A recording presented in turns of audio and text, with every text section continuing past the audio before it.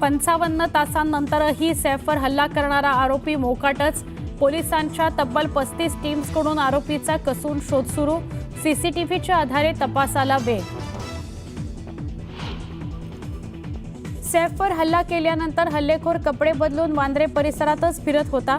सीसीटीव्हीत हल्लेखोराचा निळा शर्ट घातलेला फोटो तर पिवळ्या शर्टमधलाही संशयित आरोपीचा फोटो व्हायरल।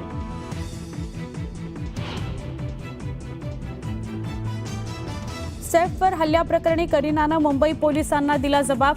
हल्लेखोरानं सैफवर अनेक वार केले, घरातील काहीही चोरलं नाही, पण तो प्रचंड आक्रमक होता, करीनाच्या जबाबातून माहिती।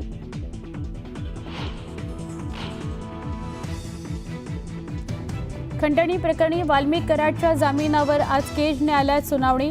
केज न्यायालय काय निर्णय देतं याकडे सगळ्यांचं लक्ष।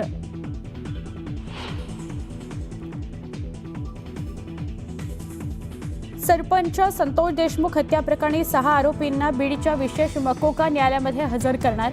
सुदर्शन घुलेसह जयराम साठे, केदार सांगळे, सोनावणे यांची सीआयडी कोठडी संपत असल्यानं सुनावणी।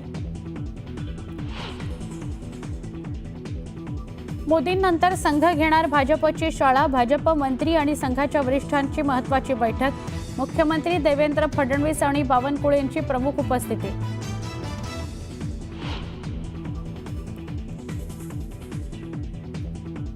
शिर्डीत राष्ट्रवादी काँग्रेसचं 2 दिवसाचं शिबिर। पक्षातील सगळ्या जिल्हाध्यक्ष, फ्रंटल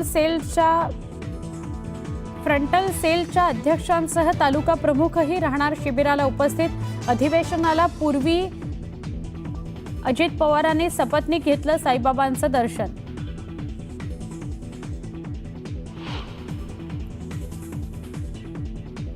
पडताळणीपूर्वीच 4,000 लाडक्या बहिणींची माघार, तर 26 जानेवारी आधी मिळणार यंदाचा लाडक्या बहिणींचा हप्ता।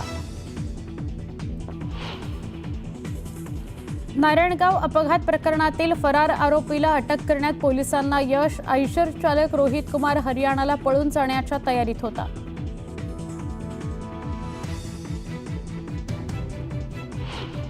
बांगलादेशी नागरिकांच्या विरोधात पोलिसांची धडक कारवाई। पुण्यातून एकाला अटक, रत्नागिरीतून एक महिला ताब्यात।